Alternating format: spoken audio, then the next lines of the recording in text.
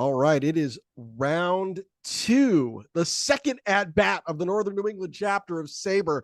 And this time up, we have another very special guest. Wow. Lindsay Berra has a rich background steeped in professional sports, especially baseball. Not only is she the granddaughter of Yogi Berra, she has spent more than 2 decades in sports journalism, sharing her unique perspective on a variety of topics. The oldest grandchild of Yogi Berra, Lindsay graduated from the University of North Carolina at Chapel Hill in 1999. She didn't just excel in the classroom, as she also played varsity softball and men's club ice hockey, and I want to ask her about that. As an outfielder, she's credited with a career batting average of .333, significantly higher than her grandfather's .285 mark. And she's also, from what I can see, single-handedly keeping a bright light on her grandfather's legacy. And oh, by the way, she is the executive producer of It Ain't Over, the 2022 documentary about her famous granddad that holds currently a 98% approval rating at Rotten Tomatoes and can be seen on Netflix. Lindsay Berra, you have no idea how happy I am to see you. Thank you so much for coming out today. Welcome to Northern New England. Thank you so much for having me. And I'm glad we didn't do this at 6 a.m. because I don't think I would have gotten such a peppy introduction. You might have. I drink a lot of coffee. The joke is that Ben was talking about before we started recording that he was interested in our 6 a.m. meeting, which is his time, Pacific time.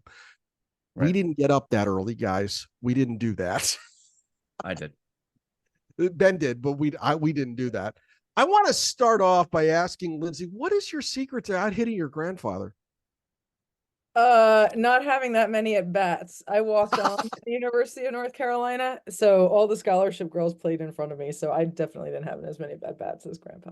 I was recruited to play at a lot of Division III schools, and I wanted to go to journalism school at UNC, and I just decided to walk on, and I made the team, which was pretty crazy to walk on to a Division I college softball team. And I played, I didn't play as much as all the other girls. So it wasn't like hundreds and hundreds and hundreds of at-bats like Grandpa. Well, that's still pretty fun.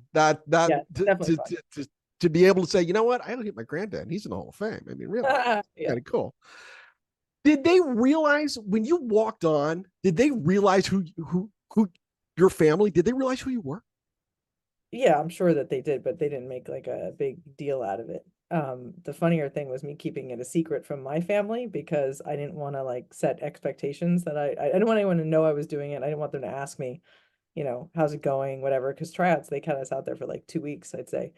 And when I made the team, I called my dad and I said, "Hey, Pop, I'm gonna play college softball." And he was like, "Oh, cool. They have an intramural team?" And I was like, "No, Dad." And he goes, "Oh, it's a club team? Do you get to go to other schools?" I was like, "No, Dad, it's not a club team.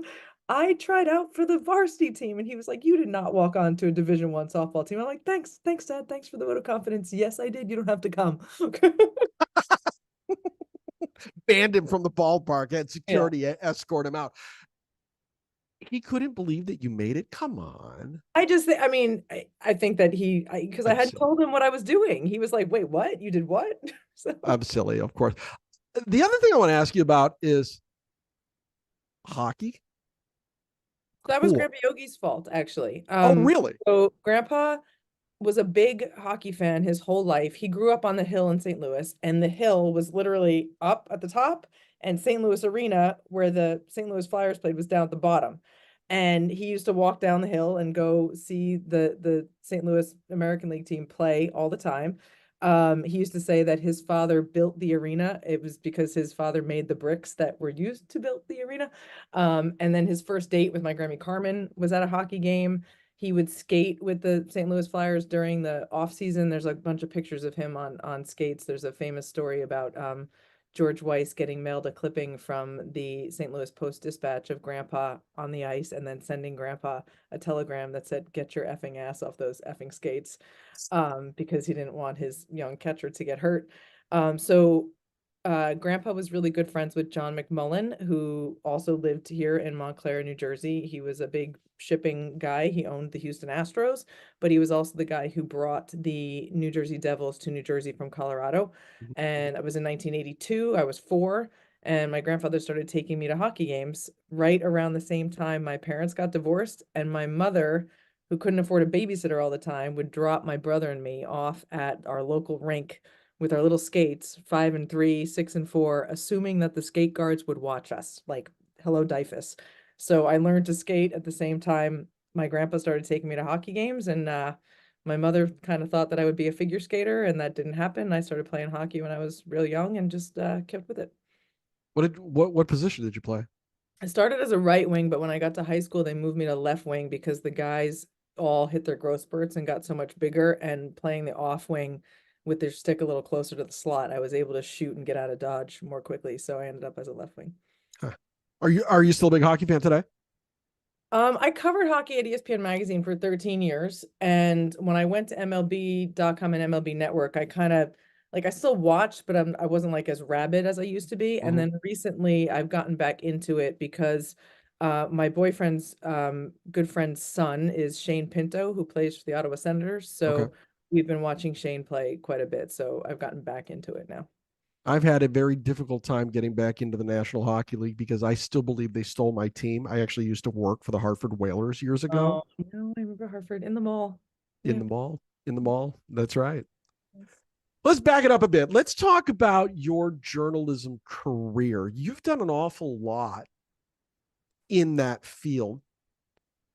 What got you interested in journalism? I'm always jealous, and I said this on my first presentation earlier today. I'm always jealous of the writers because I wish I had that talent. I just don't. What got you started in journalism? What sparked So that? honestly, I was a really good like writing AP English student in high school, and I ended up doing really well on a bunch of AP exams in subjects I was not very good at, like biology and chemistry, because I was really good at writing essays. And when I didn't know what I wanted to do for a living, my mother was like, "You're such a good writer. You love sports. Why don't you go to journalism school?" And for lack of a better idea, I was like, "Okay, I like the Tar Heels. I'll go to journalism school at UNC." So that was what I decided to do. So full credit to mom on that one. And also, I really wish mom had just told me to go to law school. Would have been a lot more lucrative in the long run, right? Yeah, so I after college, I was really, really lucky. Marty Appel, do y'all know Marty? I know Marty. Yep. So Marty gave my resume to Steve Wolf, who was the executive editor at ESPN Magazine at the time. They lived down the street from each other in Westchester.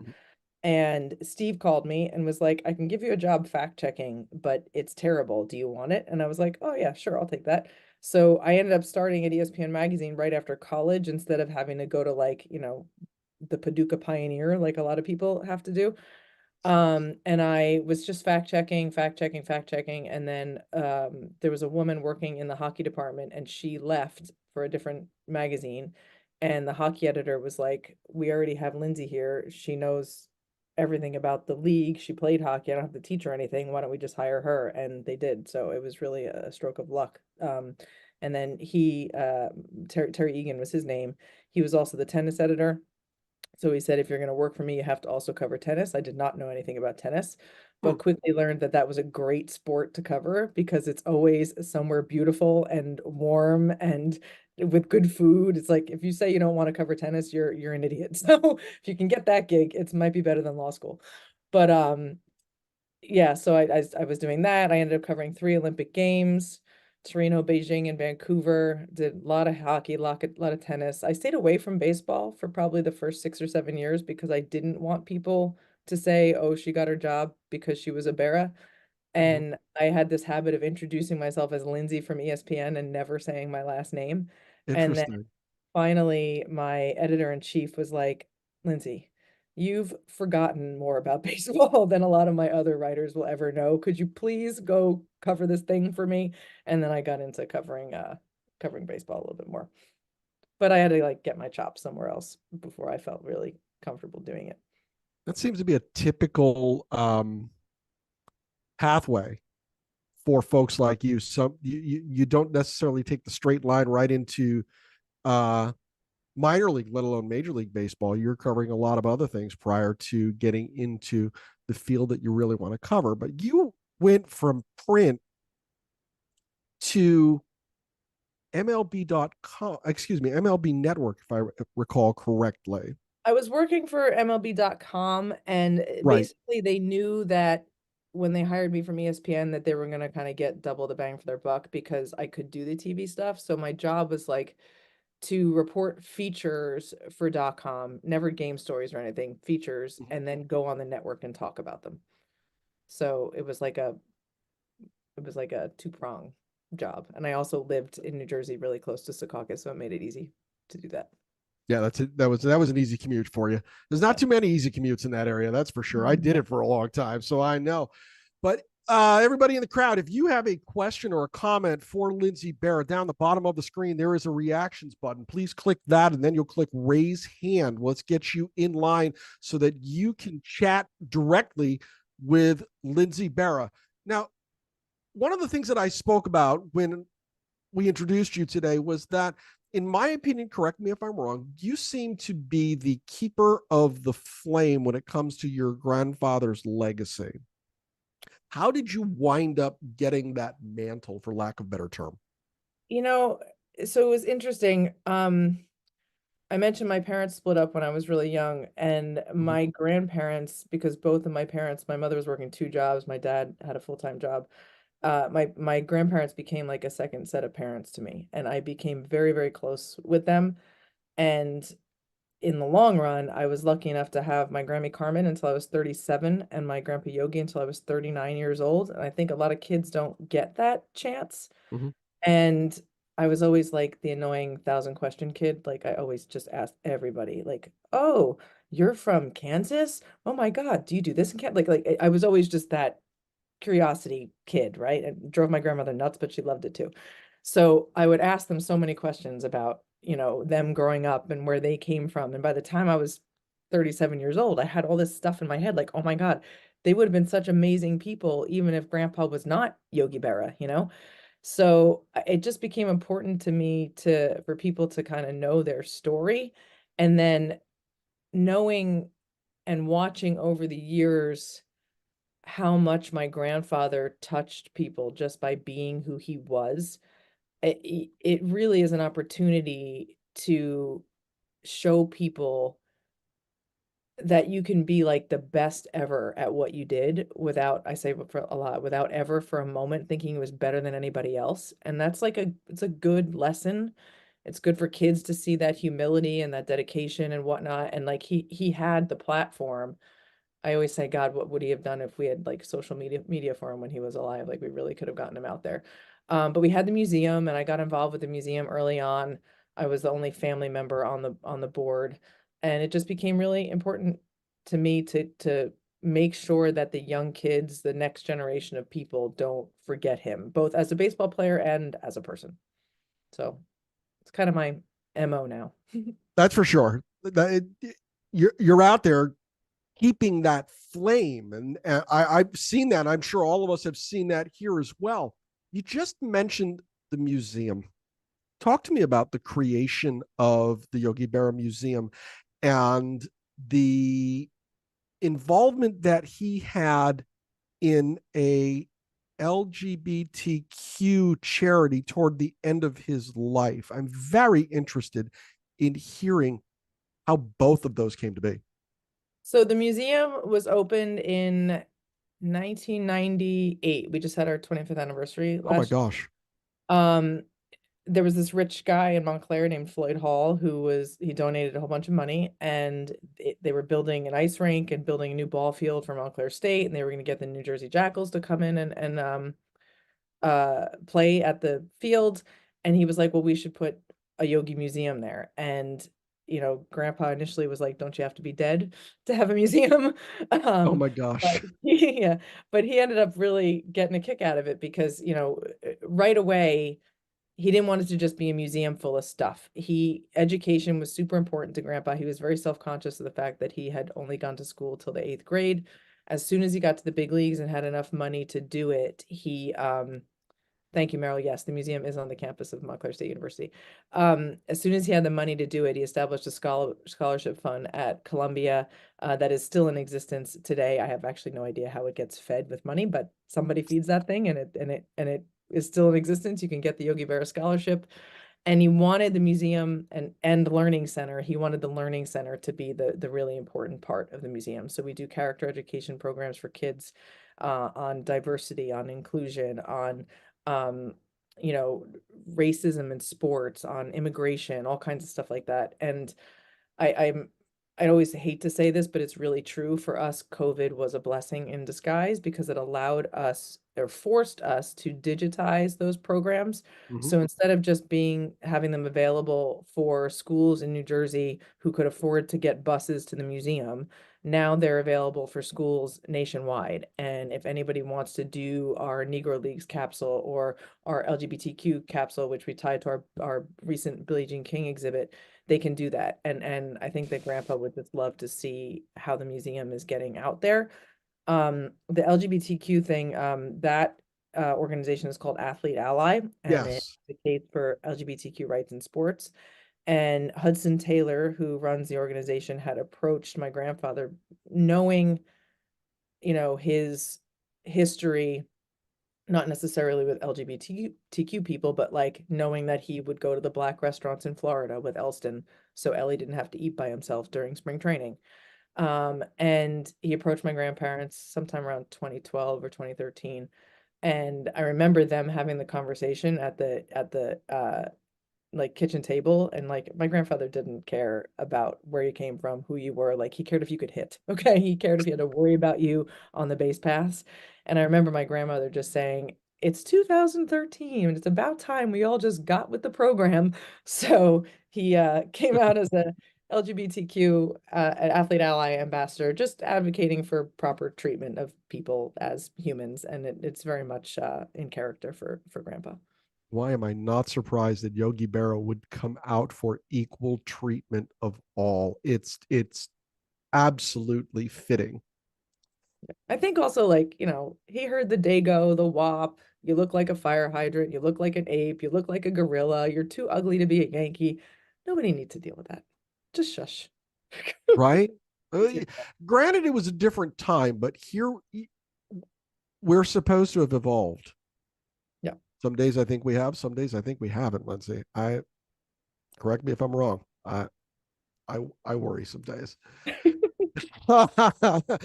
Once again, ladies and gentlemen, down the bottom of the page, there is a reactions button. Please click that and then click raise hand to get in line to ask questions of Lindsay Berra. We got a couple of, there we go. We got several people who are looking to ask questions. We're going to go right to the first one you might see on the screen. She has the same last name as me. This is my wife, Molly. Molly, you're up.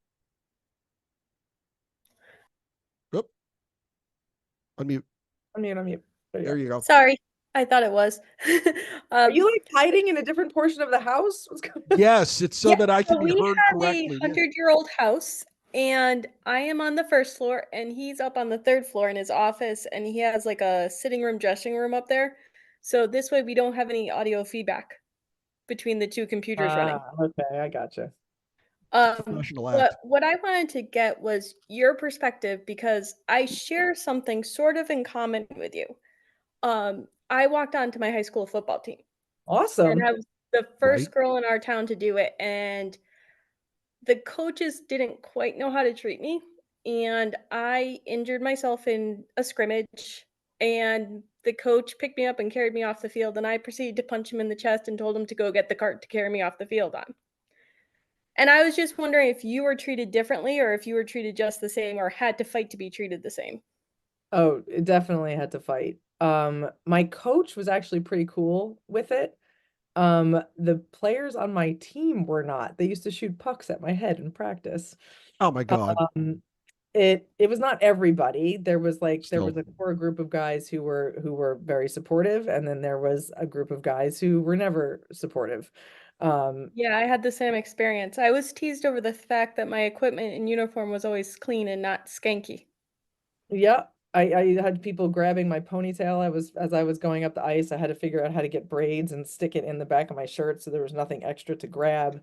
I used to get hit by opposing teams like when I was jumping over the boards to get off the ice. So I'd get Yep. like checked into our bench, like when I was like literally not even in play anymore.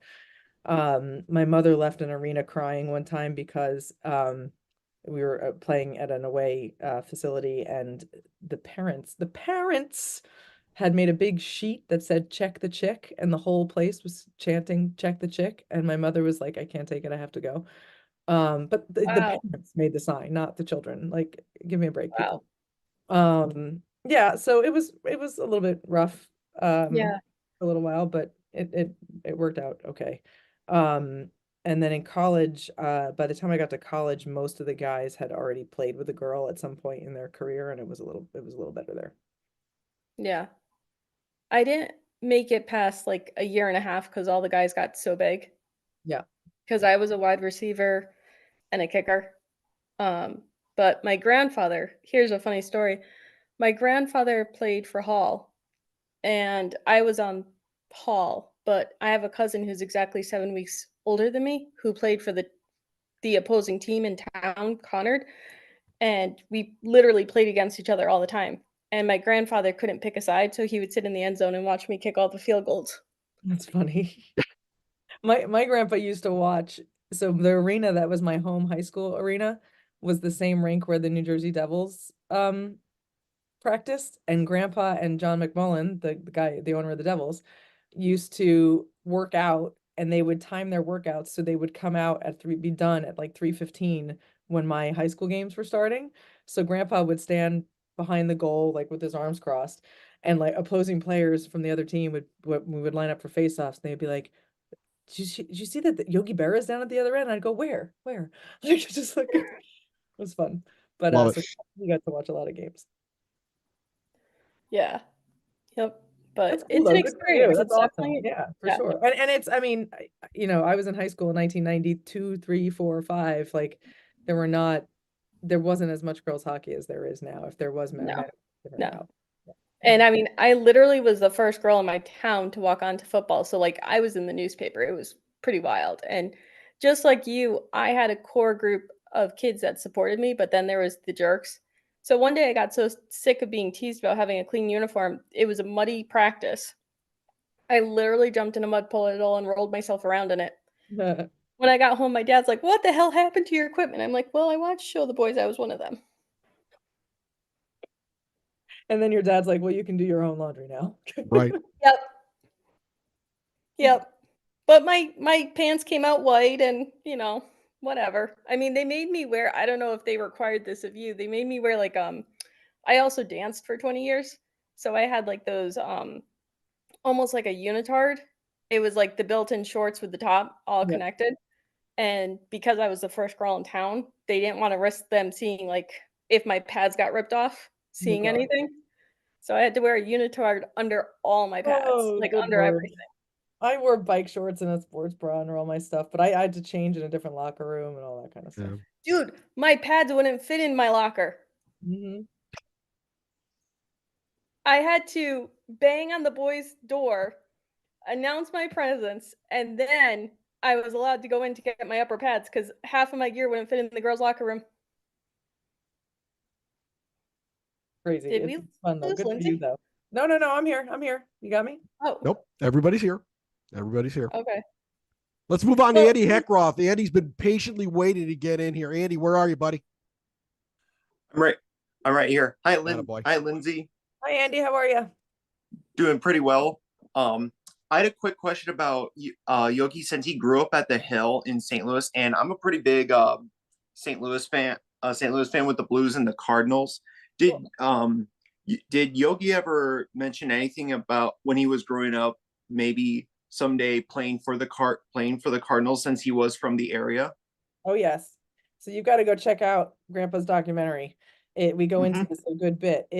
So his dream was to play for the Cardinals. His favorite player was Ducky Medwick growing up, and he would deliver Ducky's newspapers, and Ducky was always really nice to him, so that made him like him more. And in 1942, my grandpa and his across the street neighbor, Joe Garagiola, went to an open tryout at the Cardinals at Sportsman's Park. Red Shandies was actually also at that tryout. Okay. And Branch Rickey, general manager at the time, offers Joe Garagiola $500 to sign for the Cardinals, and he only offers my grandfather $250, tells him that he's not good enough to be a big league ball player. He'll only ever be a minor league player. But Branch Rickey saw how good Grandpa was and knew he was leaving to go to the Brooklyn Dodgers. So he didn't want Grandpa to sign with the Cardinals. He wanted to wait and sign him when he got to Brooklyn. So Grandpa's devastated. You know, Branch knew he was never going to sign for half the money that his buddy Joe got to sign. So Joe signs with the Cardinals and Grandpa goes home with his tail between his legs. And in the interim, one of the guys who coached Grandpa's American Legion team was friends with a Yankees scout, and George Weiss from the Yankees came in and offered him his $500, and he took it and ended up with the Yankees. But I think, you know, Grandpa was devastated when he didn't get to play for the Cardinals. And it's crazy if you think about if he had been on the same team with Stan Musial, like what that would have looked like. Maybe, Yeah. maybe the Cardinals would have won 10 World Series in a row. But yes, he definitely did want to be a Cardinal. He stayed a St. Louis sports fan his whole life. You know, he watched Cardinals games, he watched Rams games. He was really obsessed with the University of St. Louis Billiken basketball team. Billikens. Time, watch the Billikens, check the box scores. But yeah, stayed very connected to St. Louis. Very cool. That was always something I was always curious about. And my apologies, I hadn't seen the documentary nor read up on the details of what had happened, how he went from the Hill in St. Louis to New York. But thank you very much. You're welcome. Let's talk about that documentary for a minute. You were the executive producer on the film. What was that experience like? How did that come together for you and your family? I don't recommend anyone make an independent film with a 14-month pandemic in the middle. Just not a good idea. Put that in your back pocket just in case you ever have to fall back on that information. Write it down. Say no. Okay. So if you've seen the documentary, it opens with me being rather indignant after my grandfather was left off the list of the greatest living baseball players at the 2015 All-Star Game. And they brought out Willie Mays, Hank Aaron, Johnny Bench, Sandy Koufax. And I was actually sitting next to my grandfather watching the game. And I was like, what the hell, right? So everybody assumes that that was where we got the idea for the documentary. But that was 2015. Grandpa was still alive. I was still working at MLB. So I'd never made a movie before. So it was not on my radar to think about making a movie. In the summer of 2018, our producer, Peter Sobolov, who is the guy who organized and raised all the money to make the film, was, in his words, dragged by his wife to go see the Mr. Rogers documentary. He didn't want to go see it, and he ended up loving the film. And a few days later, he played at my grandfather's museum golf outing, and he saw my dad and uncles, and he said, "How come there's no Mr. Rogers documentary, but about your dad?" And the three of them were like, "We don't know. No one's ever made one." And Peter said, "Well, can I?" So he had previously produced a film that was directed by Sean Mullen, our brilliant director. And when my dad and uncles were introduced to Sean, they loved him right away. Sean was he played rugby at West Point, so he's a military veteran and an athlete, just like my grandpa. He's a big teddy bear of a human being. So my dad and uncles were like, "Go for it. Like, start doing the research, see what you think, see if you can make something out of the movie." And initially, Sean was not sold on the idea because he thought Grandpa's life looked a little bit too perfect, because you need tension to drive a good narrative. And he did some research and realized that Grandpa had really been kind of overlooked his entire life. And that 2015 All-Star Game was an example of that. So that was how the ball got rolling on the documentary. I got involved initially with Sean, just sending him like everything I'd ever written about my grandpa, the best stuff I thought had ever been done on my grandpa. Watch this, read this. And then it got to like, we got to interview Vin Scully because he's like 93 and Roger Angel is 100 and Audrey Gargiola is 95. And we got to hurry up, like Ralph Terry, like, you know, Hector Lopez, all these people who are really getting up in age. And I said, "You don't know any of these people. You're a Hollywood person. You need me." So I really got involved from a research and logistics standpoint, setting up interviews, reaching out to people. And we filmed from May of 19 with Vin Scully through spring training in March of 20, did our interview with Jeter. We had a big day with Joe Girardi. We went to Yankees and got Willie Randolph, Mariano Rivera, a couple other folks on the same day. I can't remember. And we flew home on March like 10th, and the shutdown happened like the next day. So we stopped for 14 months, and it was in that period, after I had done some of my own interviews for the documentary, that Sean decided he wanted me to be the narrator. And I was very reluctant. I'm still not convinced it was the best idea. I thought we were going to use Bob Costas or Billy Crystal or some other person who knows how to do voiceovers. But Sean was insistent, and I had the whole of COVID to, figure out how to use the podcast microphone and do that stuff from home, because that was how we had to do it, because we couldn't go to studios. And that was kind of it. The rest is history. I would offer that you were the perfect choice to voice over the film, simply because, like I said, from what I see, you are the caretaker of the flame. Everybody can go grab Costas or Billy Crystal, whoever it might be, the usual guys or whatever, to voice over your baseball film. By bringing you to the microphone, it just adds so much more to that familial connection. Yeah, and I agree. It definitely like pulls at your heartstrings, but there were some of the people, the critics, who were like, "Oh my God, this is so not objective." And Sean was like, "Well, that was kind of the point." So- Exactly. You took the word right out of my mouth. Yeah. Now, the familial connection. I want to go back to your connection with your grandparents, and this is probably a cliche question. What are some of your favorite stories about Grandpa Yogi, his wife, his career, whatever it might be? What are some of the favorite things you like to tell or hear?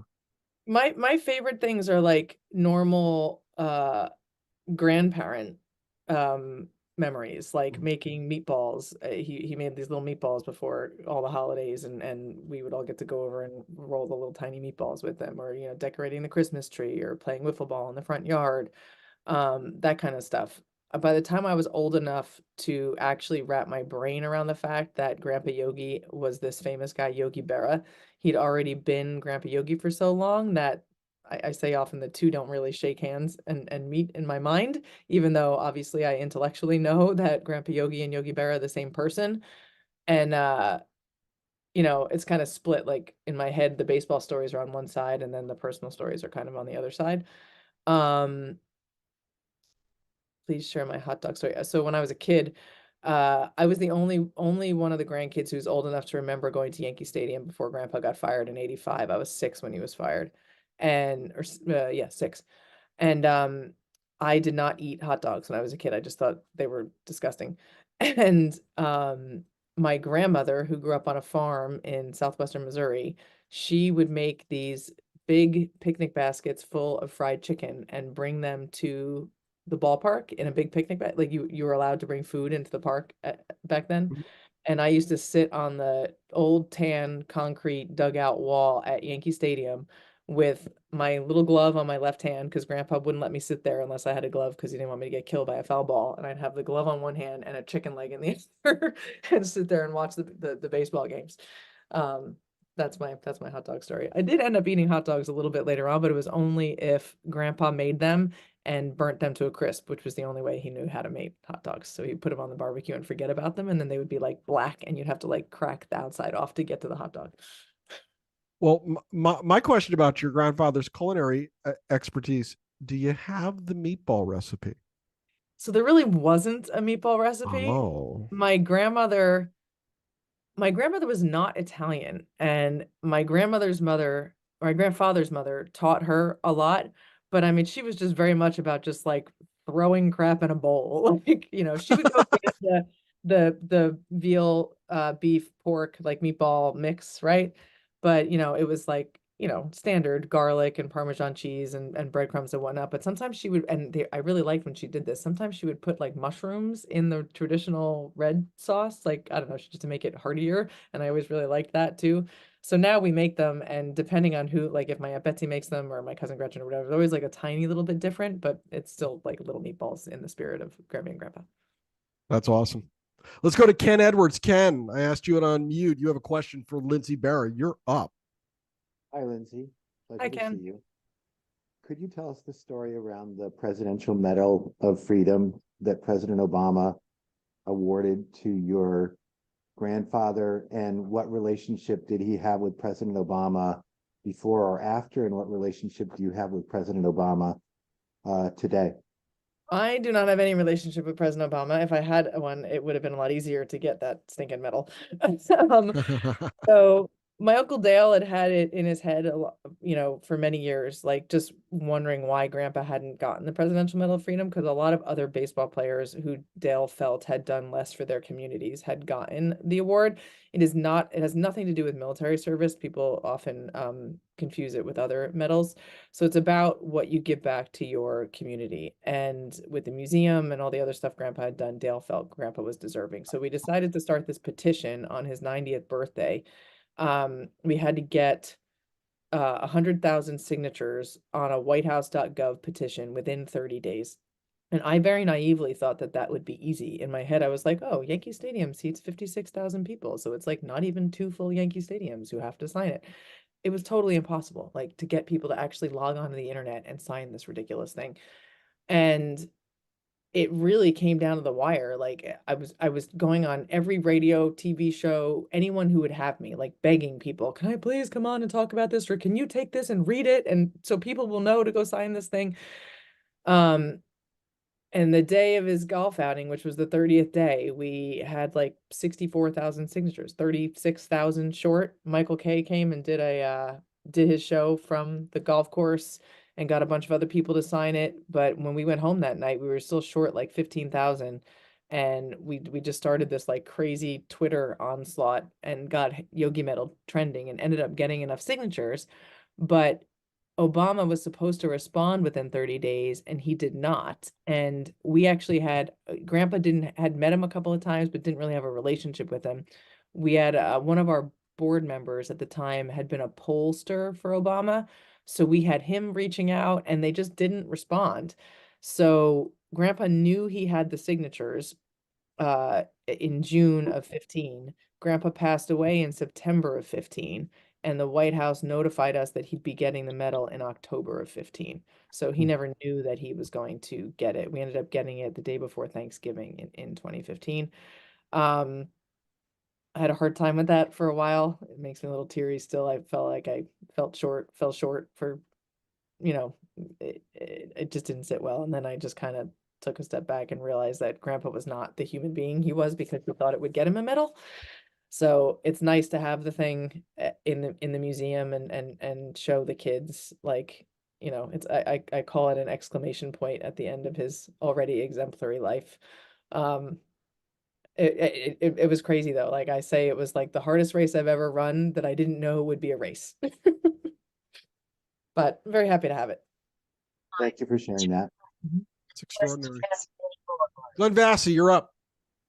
Hello, Lindsay, and thank you so much for being with us. It's a delight. I'm a big fan of yours as well as your dad's. Your dad's, excuse me. And I wanted to just point out a couple of things. One is that, yes, the documentary is something that everybody here should see very definitely. My wife, who is not a baseball fan, has really, really enjoyed watching it and brings it up in conversations with other people saying they should watch it as well. And I got an insight today into what the connection is between my wife and you, is that she had her parents were divorced when she was 11, and her grandparents became very essential as the rock that was the stability in the family. And when you were talking about that experience of your own with Grandpa Yogi and Grandma Carmen, it occurred to me that must have been one of the things that you really, really looked to in your life to help to form you in terms of your principles and your guiding 100%. lights. And I also liked the story of the Mr. Rogers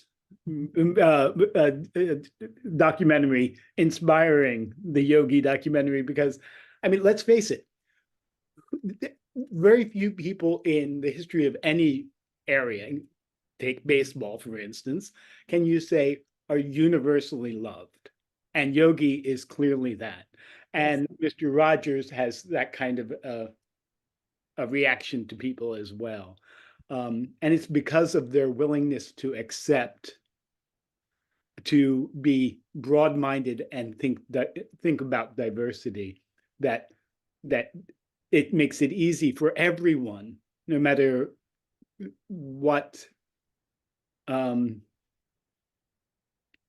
idiosyncrasies they may have themselves, to feel welcomed. Yes. And that's just a wonderful thing. So thank you again for being with us.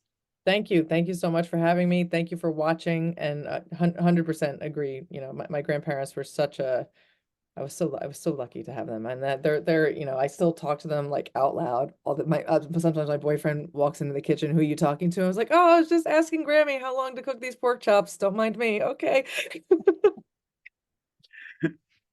Good for you. Yeah. That's right. I still talk to my father out loud at times. He's been gone for decades. So yes, there's nothing wrong with that. And if he says there is, you shake your finger at him and tell him there's not. Or he's just gonna have bad pork chops. Or he's just gonna have bad pork chops. There you go. Rod Nelson, you are up, my friend. How are we doing today? Well, you sort of stole my thunder when I wanted to ask about the transition, how she got involved with the documentary, with a Rolodex that must be unbelievable, with all the sports connections, both baseball and hockey, but also all the media connections coming up through the ranks.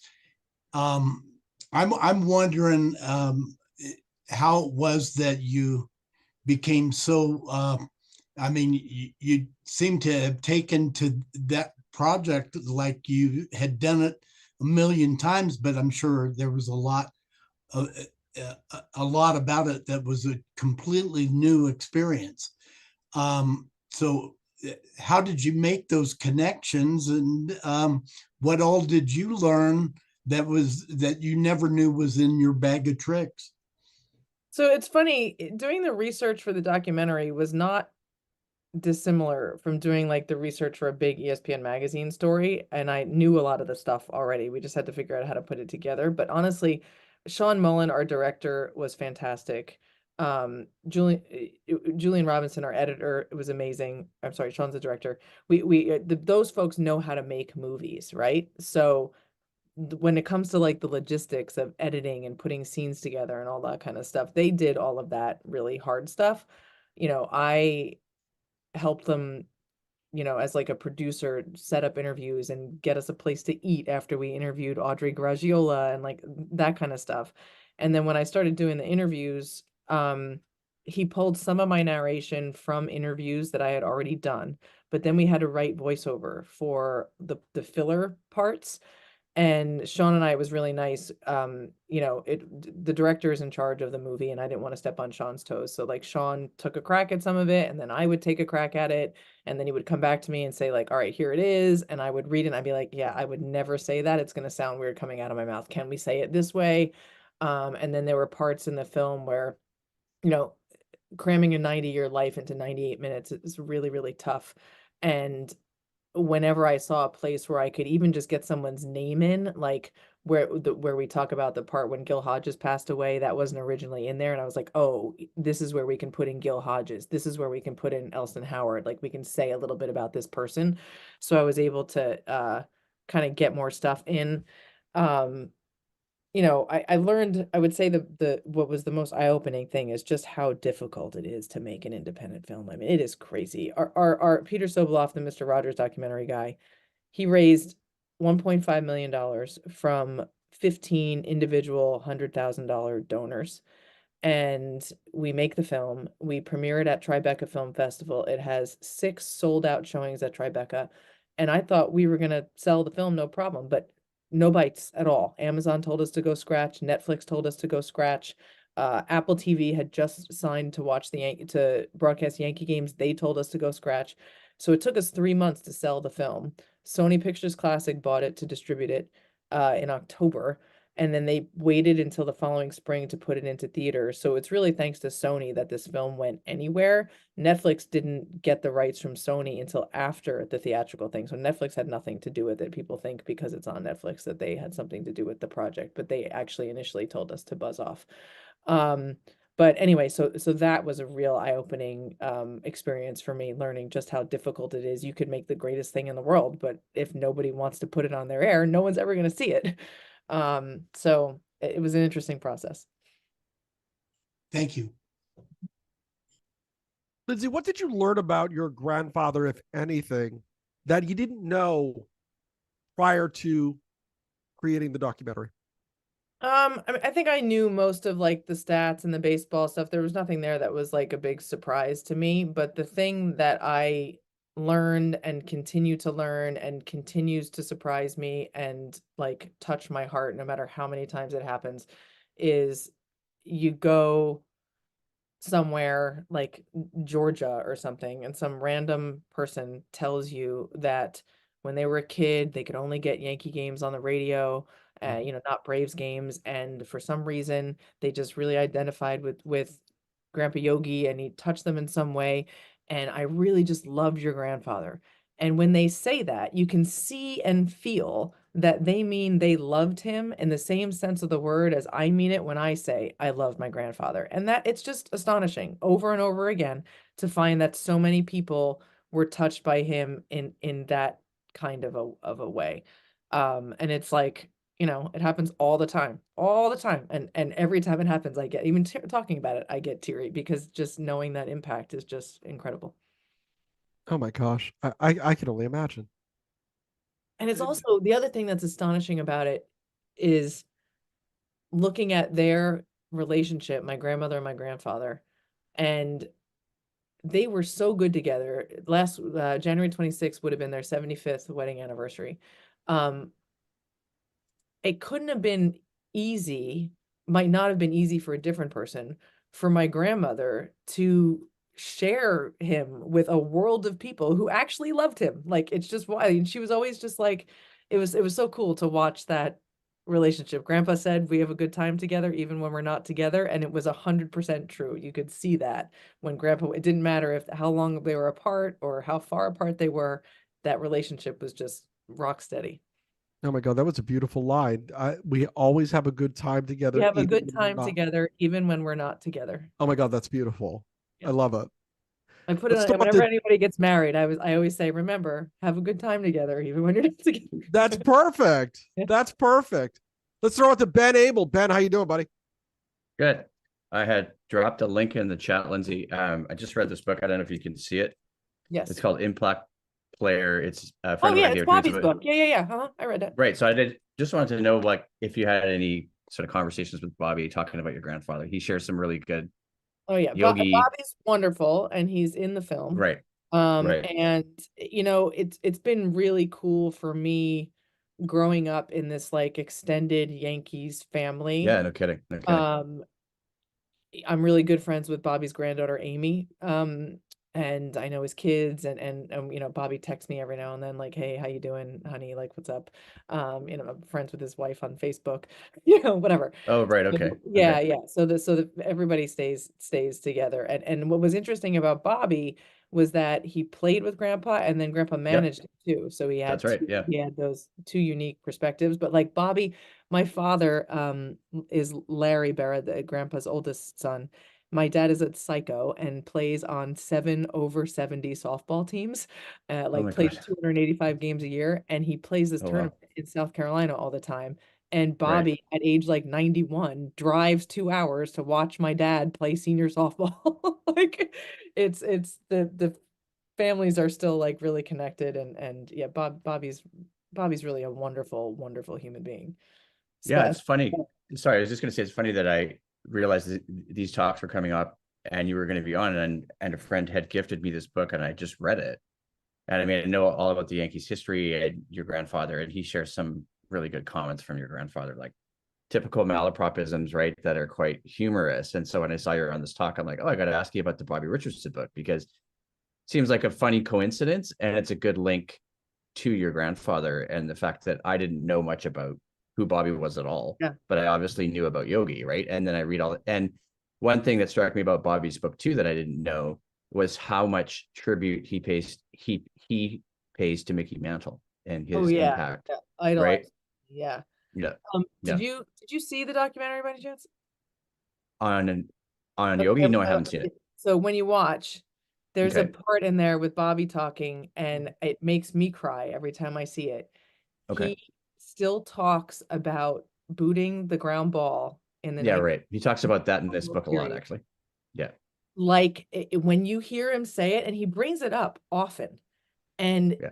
nobody brings something up that often if there isn't like a deep sense Oh, of of course. regret and like he tells you that, and he's feeling it, like it, and it's 60 some odd years later, and everybody boots ground balls, like it happens. That's right. And he is still like deeply wounded by the fact that that happened, and you see it in the documentary. He's telling Right. the story, and he kind of looks away from the camera, and like the words kind of catch in his throat, and it's like it's pretty crazy.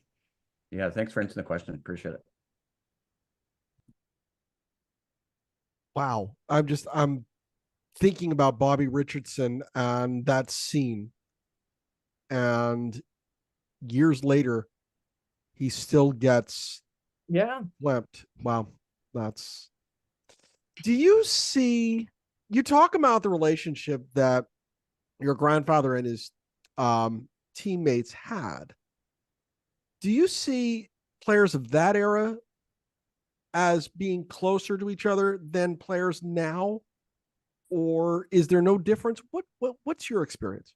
I mean, I'm not in the locker room with guys now, so I mean, but honestly, my grandfather played 18 years for the Yankees. He played 11 years, was with the Mets for 11 years. Like that, sometimes 11 years is a career for somebody. That's a long time he was with the Mets. So he spent a lot of time with all of these people. The guys on the Yankees were more his brothers than his teammates. They'd been off the field for 30 years by the time I was born, or not 30 years, 15 years by the time I was born, and I'm not that young. And I grew up with these people in my grandparents' house: Mickey Mantle, Whitey Ford, Phil Rizzuto, Hank Bauer, Eddie Lopat, Gil McDougald, Moose Scourin, Joe Collins. Like, these guys were just around. They were my grandparents' friends. And he stayed tight with Joe Garagiola. I had a grandpa on the phone with Joe the night before he passed away. These were like truly lifelong friendships. And I'm sure, like I know Derek Jeter and Jorge Posada are really tight. I'm sure there are relationships like that, but you just don't have guys who play together for 18 years anymore, who have that chance to go through what they went through together. And I think that certainly made the bonds very strong. It was cool. He would tell you he was very, very blessed in the teammate and friend department. I'll bet. I can only imagine having all of these guys in the house. They like continue. Like I said, I'm good friends with Amy Richardson. I'm good friends with Brandon Guidry. I just had a work trip to Dallas, and I ended up meeting up with Billy Martin Jr. Like the fathers were all so close that it kind of trickles down to the kids. Like you check in on each other, and it's cool. The way life should be. I want to go to my good friend Donna Muscarella. Donna, how you doing today? I'm well, thank you. How are you? I'm terrific. So glad you're here. Donna gets the look at award that for teach. best Look at dressed. that. Best dressed. So Lindsay, you mentioned that your grandfather certainly didn't live his life looking for awards or anything like that. And you and I have spoken privately, and you spoke in the film, as well as I'm sure numerous other times, about the fact that the Purple Heart still has not been awarded to him. And I was just wondering if there's been any progress on that front, or if there's anything that the public can do to maybe make that happen. I have been trying now for a solid 15 years to get this Purple Heart, and it is not going to happen. It's not. So after many, many, many, many, many years and talking to every archive person everywhere, the upshot of this story is that the 1973 archive fire in St. Louis happened on the 6th floor of the archive building, which doesn't traditionally hold US Navy records, but there was a vault on that floor that had the medical records, discharge papers of all famous people. So like, you know, Audie Murphy's stuff was in there, like all actors, whatever. When that fire happened, and there are loads of conspiracy theories about why this might have happened, the door to that vault was left open. Grandpa's records were in that vault along with all the other celebrities, and everything was burned. In order to get the Purple Heart, I have to be able to prove that he was wounded, which means I need his medical records, or I need a ship log. I need an eyewitness report. They told me to find an eyewitness on social media. And I was like, you got to be kidding me. Like, I'm going to find a 100-year-old guy from a rocket boat on Instagram. Give me a break. But I did have a guy during COVID. This was another thing I was doing during COVID from the National Archives in Maryland, where they keep all the deck logs, go through everything from the USS Bayfield. And then what we'd also discovered was that everything during the preparation for D-Day was a bit of a cluster. And my grandfather was not, even though he went overseas, we know he was on the USS Bayfield, and that LCSS he was on was dropped off the USS Bayfield. He was not attached to the USS Bayfield. So none of his records were with the USS Bayfield. What probably happened was somebody realized there were too many LCSS crews on one boat and not enough on the other, and said, hey, you guys go here. And it wasn't documented. So we can't find any deck logs with reference to the injury. I'd had the Yankees check his medical records to see if they had documented it, because a piece of shrapnel through the hand is significant for a baseball player, but they didn't have it. And at the end of the day, if I can't prove that he was wounded, I can't get the medal. And I've had 2 US Secretaries of the Navy intervene on my bet. They will not give it to you if you can't prove it. So a very nice man at the archives in St. Louis did send me 3 other medals, like I forget, like the European Theater Medal, a bunch of other like World War II things that he would have qualified for. And then that ruptured duck lapel pin that is pretty famous.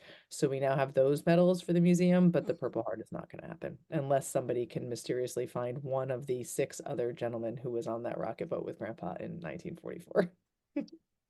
Oh, it's heartbreaking because again, I mean, we know what he did, but the example that museum sets overall for showing people you can be an amazing human being and still be somebody of the notoriety and be an American treasure.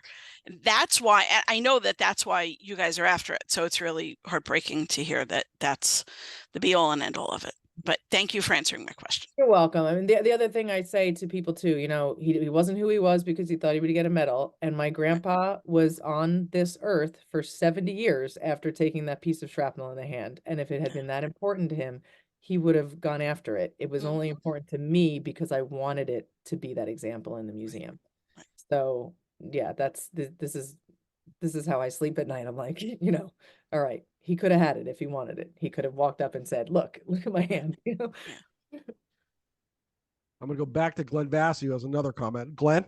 I just wanted to say that I wanted to second the fact that, yes, you were the perfect choice to narrate the documentary. I felt that gave it a sense of person and personality that it would have otherwise lacked with any generic, no matter how skilled, voiceover artist. And the second thing is, the one thing I missed in the documentary was a phrase from the gentleman over here when Casey said, I was hoping somebody would mention that Casey said once when he was asked about his success with the Yankees that I owe my success to the fact that I never went into battle without my guy, or something to that effect. I never play a game without my man. Never played a game without my man. And, you know, that people would think, oh, DiMaggio, Mantle? No, he was talking about Yogi. Yeah. And I think that's the thing to remember, that a genius like Casey knew who the most important person on the field was in any game. Yeah, and most of those other, you know, Mantle and Whitey, like they all would give credit to Grandpa. Like if they're, who do you want to go to war with? Who's the guy who's out there all the time calling the shots? You know, they knew. And you know, I think that Grandpa, you know, he didn't help his own case by being as laid back as he was.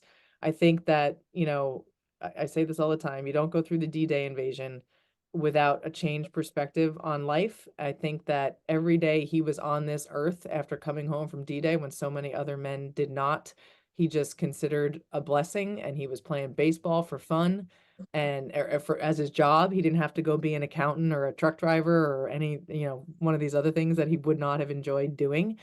And he didn't care much about who was getting credit for winning. He just had so much fun doing it, and every day he got to walk out onto the baseball field was a good day, and it just wasn't what was important to him, you know? Lloyd Lapp, I believe you had a question or a comment. You there? I had some comments and then the question. Go. Comments are, I'm a proud 82-year-old, born in the Bronx, lifetime Yankee. So, Lindsay, I can recall being in kindergarten in the first grade in the late 40s when Yogi Berra was a joke. And he is the classic case, in retrospect, of somebody who it's not where you start, it's where you finish. And Apple News keeps track of this top 100 all-time Yankees, and they're closing it out this week. And your grandfather is number 6. Yep. In front of him is his idol, DiMaggio. That leaves the other 4 in no special order, because I don't know the order yet, of being Ruth, Gehrig, Mantle, and Jeter. So what a life. And I'm glad I lived long enough to see all these dumb idiot jokes become what they are. Not where you are, not where you start, it's where you finish. And there's a great Tim Russet interview with you're familiar with that. Yeah, Everybody it's, should it's know. in the documentary too, but you can actually find, we have clips of it in the documentary, but you can actually find the whole thing on the internet somewhere, and it is pretty Yeah, fantastic. if you go on videotape and just type in Tim Russet, Russet, who used to host the Meet the Press, Mhm. Yogi Berra, Whitey Ford, and as a surprise, as Lindsay knows, Rizzuto shows up. It's 45 minutes of spontaneous insight and humor, and the old argument about Jackie was safe, he was out, and That so part is especially hilarious. It's very funny. so thank you very much. And one final thing in that same full piece, because this came up earlier about the current guys and the past guys. Yogi made the astute observation when he started out, the guys traveled by train, they played cards, they ate together, as opposed to planes where you look over your shoulder and you don't interact. The human interaction gets lost. Mhm. So what an honor, and thank you for keeping the flame alive. Thank you so much, Floyd. You're welcome. Last one for today is my wife, Molly. You're up. Lindsay, I just had a quick question. My grandpa was also in World War II and at Normandy. He didn't actually get off a ship. He was in the Navy. But do you happen to know the names of the other 6 men your grandfather was with? So I have a training log with their names, with names of people he did training with, but we do not know if those were the same guys he was on the LCSS with. Have you tried reaching out through I have. ancestry.com? Yeah, and the unfortunate part of it is that their names are like John Sullivan, like gosh. Jim Smith. It's actually kind of a joke how common the names are. Okay. So I did try. And they don't give you hometowns or anything for the training Nothing, log? not a thing. And if there wasn't, they don't, if there had been a personnel number, it would have been very easy, but Okay. there was not. Okay. I just thought I would ask. Yep. I mean, I keep talking about it, so maybe someday somebody tells me that, you know, they heard me talk about it somewhere and their great grandfather was on the boat. But I think honestly that would be like hearsay anyway, and then it wouldn't matter for the Navy. I would still love to talk to the person, but I don't think it would help get the medal. They're very stickler with this thing. Yeah. My grandpa didn't go ashore because he was put below decks in the galley making peanut butter and jelly sandwiches for the troops. Also very important. You Yes. gotta eat. Yeah. Well, Spot thank on. you for coming and talking with us. Thank you guys so much for having me. We really appreciate you coming out today to do this for us, Lindsay. But what's next for Lindsay Berra? What's next for you? Oh God, no more movies. Yeah. So I my day job, I got laid off by MLB in 2018 and was not able to get another job in journalism. I tried to no end and just had no luck. So I have been working for 4 years with the pitching coach Tom House. Oh, yes. So Tom has he has Parkinson's disease, and he didn't want all of his data to be lost to history. He has been doing biomechanical analyses of pitchers since the late 1970s, and there are still big league teams that don't do motion capture analysis. So he had VHS tapes and like just all this data of Nolan Ryan and Greg Maddux and Randy Johnson and all these amazing pitchers. And then Tom Brady, Drew Brees, he was their throwing coach for years and years. So he had all of his data digitized, and they made an AI-driven pitching biomechanics app where you can take a 2D video of your kid or whoever throwing, and it overlays Tom's 40 years of data and spits out an 11 variable biomechanics report. Now, a lot of places do that, but when you give a parent a report that says your son has 37 degrees of internal elbow rotation, it means nothing to them. So you need to put context. So what the app does is the variables that the kids don't do well on, it gives them a coaching plan specified to them to help them improve. So I've been working with the app, doing content for them, writing blogs, and we're actually moving into golf. Tom was on the founding board of the Titleist Performance Institute as well. So I'm actually flying out to Pebble Beach tomorrow morning because we have an event there tomorrow night. And I've been doing that with Tom, and then just doing some like brand content writing on the side to try to pay the bills. Because the movie, like I said, like it was 5 years, and I spent the last 2 years traveling and promoting and not being able to work a lot, and I didn't make a dime for any of the stuff on the movie. Happy to do it, but it wasn't paying the electric bill. So now I gotta hop to it and start making some dollars. So anyway. Last, Rod, what does Lindsay say? Safe or out? yeah. Lindsay takes the high road all the time and says it doesn't matter whether Jackie was safe or out. What was important is that Jackie was in the big leagues, in baseball, setting an example for all those to follow. So there's my high road answer to that question. And that is exactly how I expected you to answer this. Lindsay Berra, you are a treat. You are a treasure. Thank you so much for coming out to Northern New England today to meet with us and tell us about your grandfather and your life and being the keeper of the flame of the Berra family. You are extraordinary. Thanks a lot. I really appreciate you.